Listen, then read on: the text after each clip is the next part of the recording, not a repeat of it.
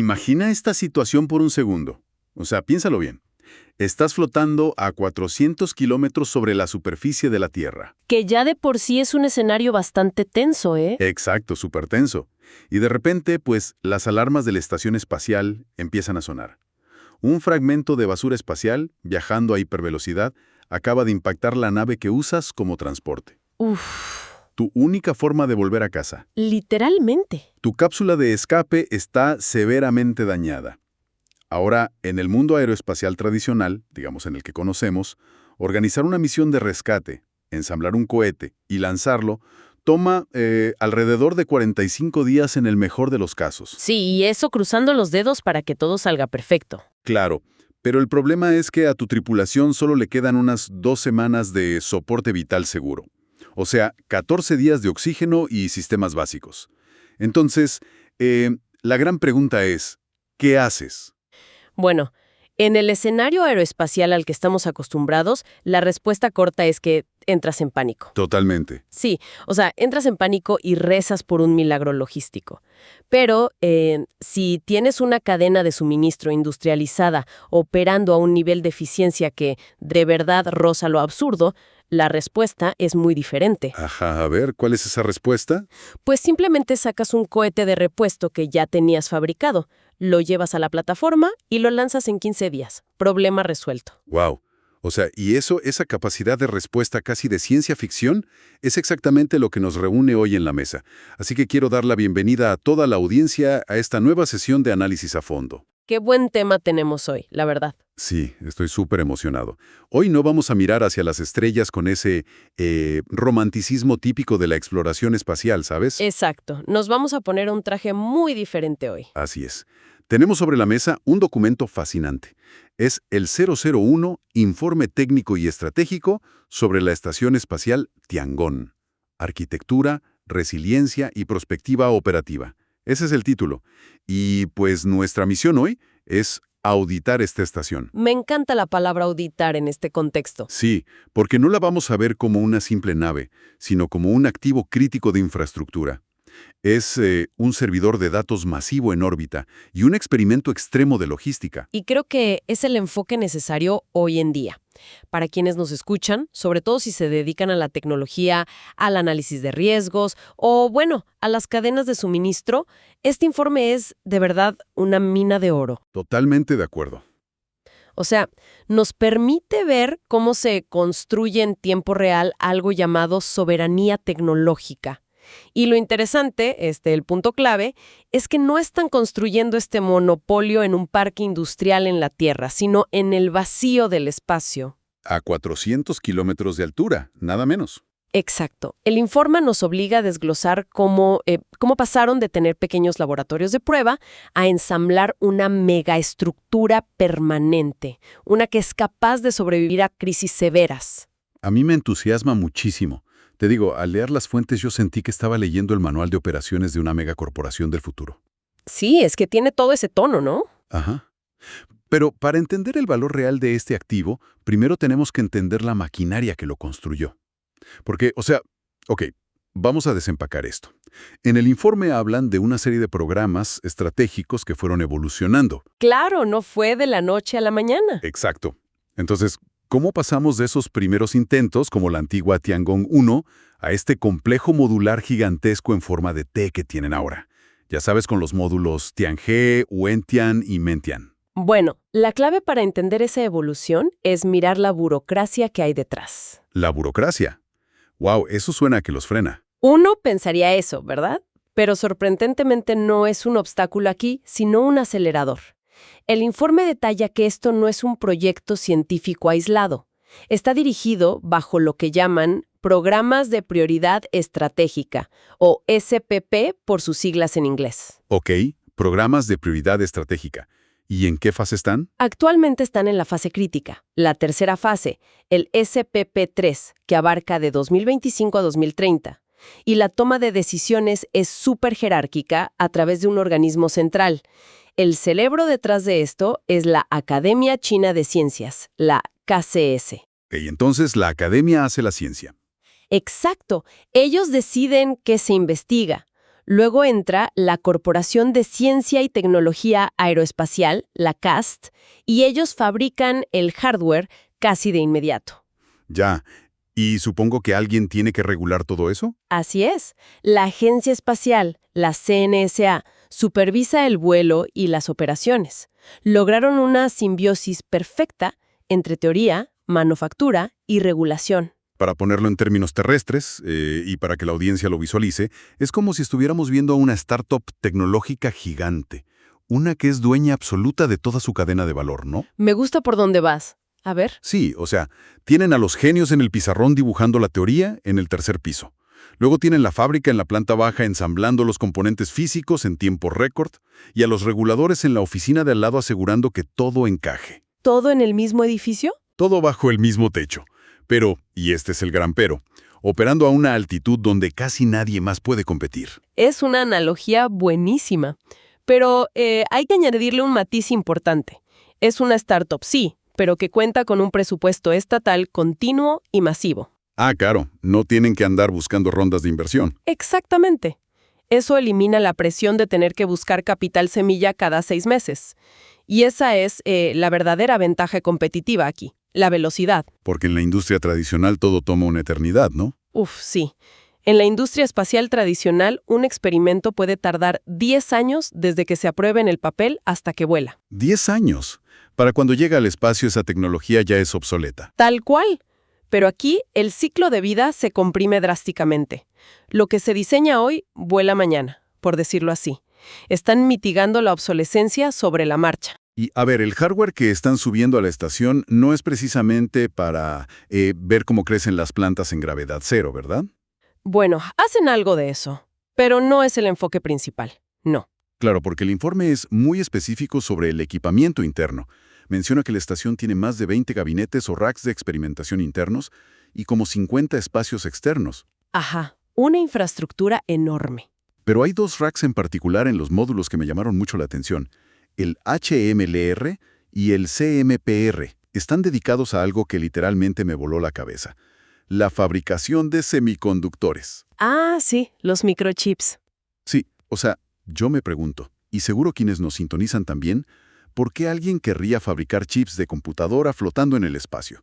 Suena un gasto innecesario. Pues te cuento que esa es la pregunta del millón. Y la respuesta es pura física de materiales. A ver, explícame eso porque yo de física ando un poco oxidado. Claro.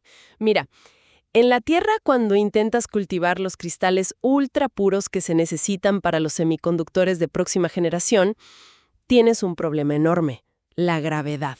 Es tu peor enemiga. ¿La gravedad afecta a un cristal microscópico? Sí, muchísimo. La gravedad genera corrientes de convección térmica en los materiales fundidos.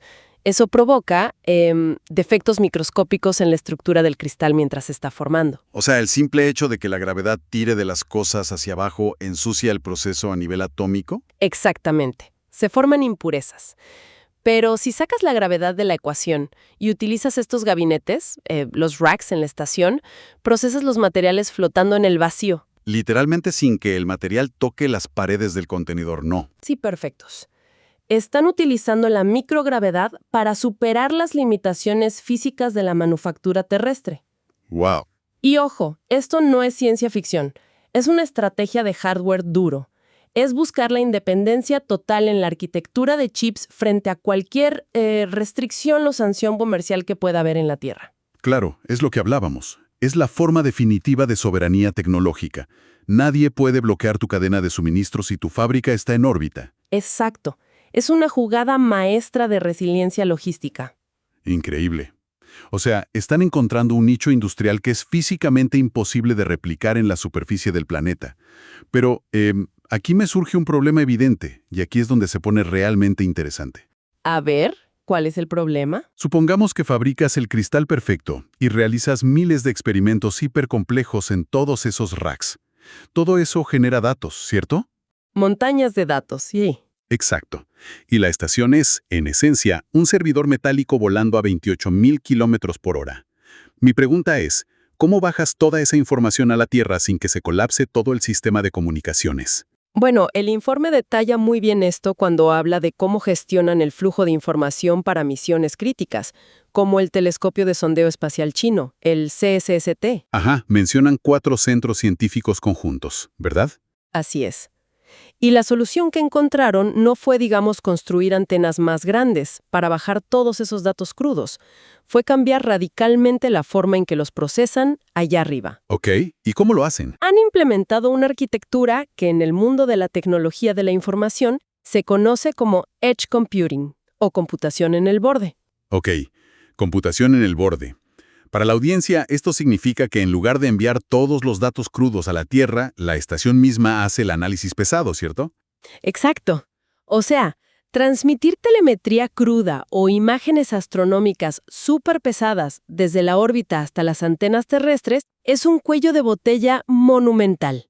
Porque las ventanas de comunicación son cortas, me imagino. Muy cortas, y el ancho de banda es súper estrecho. Así que la estación cuenta con una inteligencia artificial orbital que procesa los datos, la telemetría y los resultados experimentales en tiempo real, directamente en los módulos. Directamente en los módulos Wentian y Mengtian. Y aquí es donde las fuentes me dejaron sin palabras.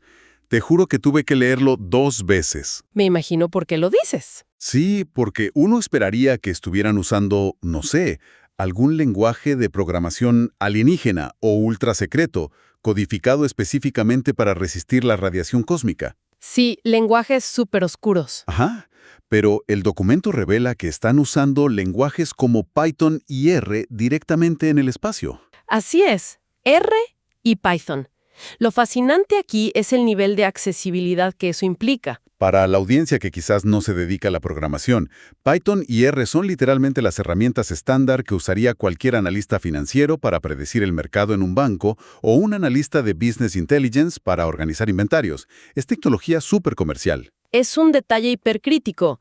Al usar lenguajes de alto nivel tan estandarizados, no necesitan depender exclusivamente de ingenieros aeroespaciales para interpretar la ciencia en la Tierra. Claro, no necesitas un doctorado en propulsión para leer los datos. Exacto.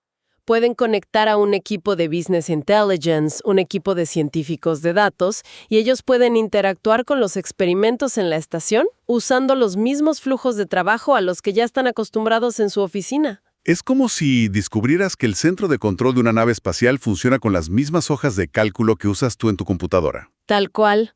Y esta capacidad de procesamiento local mediante IA reduce drásticamente los cuellos de botella. Además, no solo sirve para la ciencia. ¿Para qué más la usan? El informe subraya que esta misma inteligencia artificial orbital monitorea la integridad estructural de la estación en tiempo real. Ah, es un validador de seguridad. Exacto. Imagina miles de sensores enviando datos de vibración y temperatura constantemente. La IA filtra todo ese ruido en milisegundos y le dice a la tripulación si la nave está sana. Y sin tener que esperar a que los servidores en Beijing hagan los cálculos y devuelvan la respuesta. Exacto. Generan insights científicos y operativos instantáneos. ¡Wow! O sea, toda esta infraestructura de datos, la inteligencia artificial, los cristales perfectos, todo suena como una máquina perfectamente engrasada, una utopía. Sí, suena demasiado bien para ser verdad. Y ahí está el tema. La teoría suele ser mucho más amable que la realidad, porque el espacio exterior es, bueno, un entorno brutal e implacable. Totalmente. Un error mínimo y las consecuencias son catastróficas. Y es aquí donde el documento nos lleva a la gran prueba de estrés. ¿Qué ocurre cuando este sistema hiperordenado se enfrenta al caos impredecible del espacio? Volvamos a la historia que mencionamos al principio del programa. Ah, el incidente de 2025. Ese mero. ¿Qué fue exactamente la crisis de la nave Shenzhou 20? Bueno, fue el momento en que toda esa teoría bonita se topó de frente con la realidad orbital. La nave Shenzhou 20 estaba acoplada a la estación. Servía como transporte y, más importante, como vía de escape para la tripulación. Su bote salvavidas, básicamente. Exacto. Y de pronto fue golpeada por desechos espaciales. Basura microscópica, pero que a esas velocidades, pues, tiene la energía cinética de una granada. ¡Qué miedo! El impacto comprometió la nave severamente. De un segundo a otro, los astronautas se encontraron en una estación que funcionaba bien, pero sin un bote salvavidas operativo para regresar a la Tierra en caso de una emergencia mayor. Y es ahí donde mencionábamos que los tiempos de respuesta tradicionales, esos de 45 días, simplemente no servían. Correcto. Si tienes 14 días de soporte vital y la solución tarda 45, las matemáticas no cuadran. Es una tragedia anunciada. Pero la forma en que resolvieron este rescate logístico es lo que lo separa del resto. El informe revela la existencia de una economía de escala aeroespacial real. No tuvieron que construir una nave de rescate desde cero. Claro, no empezaron a buscar los tornillos en el almacén. Para nada. Tienen líneas de producción continuas para las naves Shenzhou y los cohetes Long March 2F. Fabrican en masa. Mientras un cohete está en la plataforma, ya hay otro completamente ensamblado en el centro de lanzamiento de Jiuquan. Listo para emergencias. Así es. Y gracias a esta redundancia, lograron lanzar la nave de rescate, la Shenzhou 22, en un tiempo récord de entre 15 y 16 días. Es que yo trato de dimensionar esto. Para poner en perspectiva el nivel de esta hazaña logística, hagamos una analogía con el transporte marítimo. A ver, ilústrame. Es como si a una empresa naviera internacional gigantesca se le hundiera un buque carguero en medio del Pacífico. En el modelo tradicional, la empresa entraría en crisis, contactaría astilleros y tardaría, no sé, meses en reemplazar el barco. Sí, sería un desastre financiero y operativo. Exacto. Pero aquí, es como si la naviera, en lugar de entrar en pánico, simplemente llamara a un puerto donde ya tienen un buque de repuesto idéntico, con el motor encendido, los tanques de combustible llenos y la tripulación lista en el muelle, y zarpan a las 2 semanas para recuperar la carga. Es un nivel de redundancia brutal, sí. Si conectamos esto con el panorama general, te das cuenta de que esta capacidad de respuesta demuestra una madurez organizativa superior. O sea, ya no es un proyecto de prueba. Es una fábrica. Exactamente. El documento contrasta este volumen de operaciones para dar contexto. Proyectaban unas 72 a 75 misiones orbitales para noviembre de 2025. ¿75 misiones? Sí, y para que te hagas una idea, el informe señala que la Agencia Espacial de la India, la ICRO, que es una agencia súper capaz y respetada, proyectaba apenas unas 4 misiones en el mismo periodo. ¡Wow! Es que la diferencia es abismal. 4 contra 75 es la diferencia entre un taller artesanal que hace cosas increíbles, pero una a la vez, y una línea de ensamblaje masiva que simplemente no se detiene nunca. Y esa escala es su escudo. Recuerda que la eficiencia de estas misiones de soporte vital y logística automatizada no salió de la nada, ya había sido validada por misiones robóticas previas. Como la Chang'e 5 a la Luna, ¿no? Sí, la misión de muestreo y retorno y también Tianwen 1 a Marte.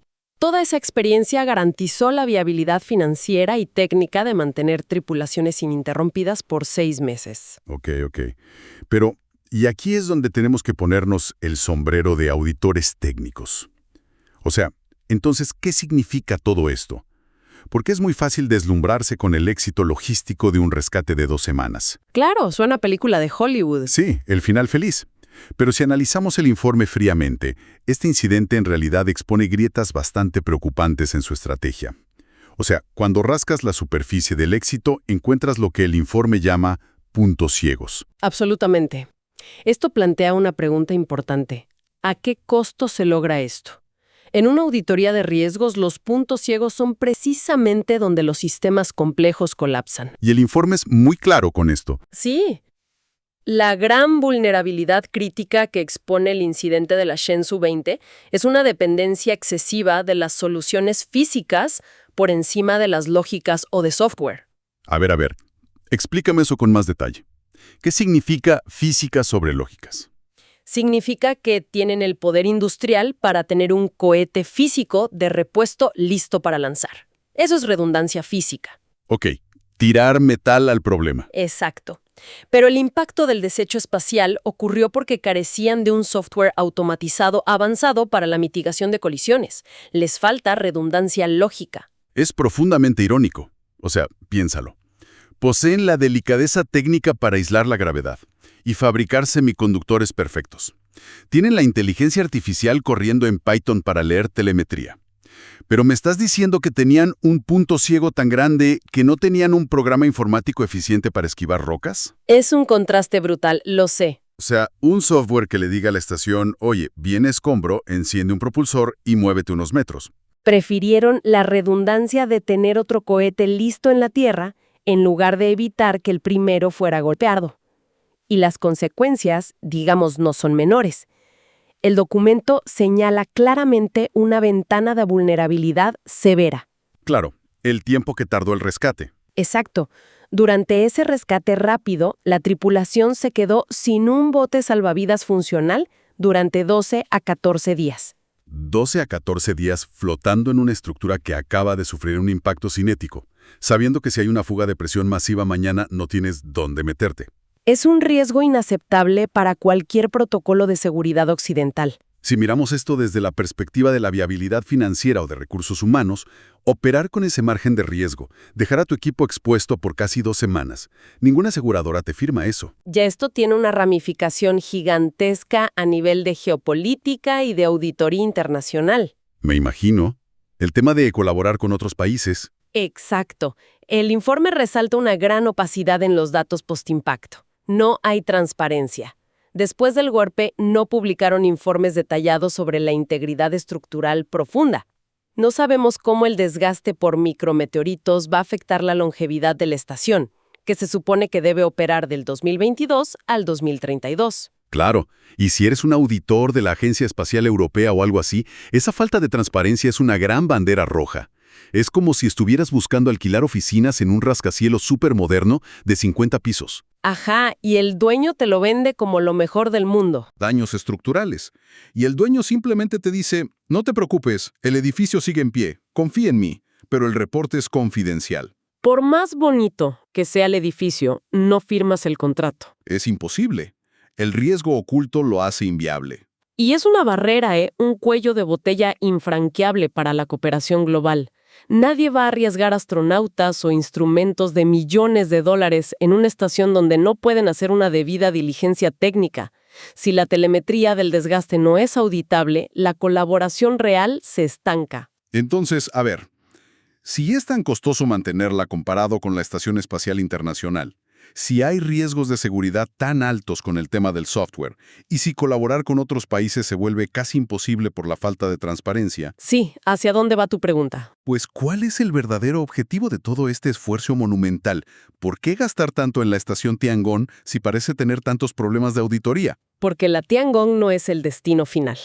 Y esta es, creo yo, la conclusión más estratégica y reveladora de todo el documento. Ok, te escucho. La estación, con todos sus módulos, sus rescates récord y sus laboratorios, sirve como un prototipo gigantesco.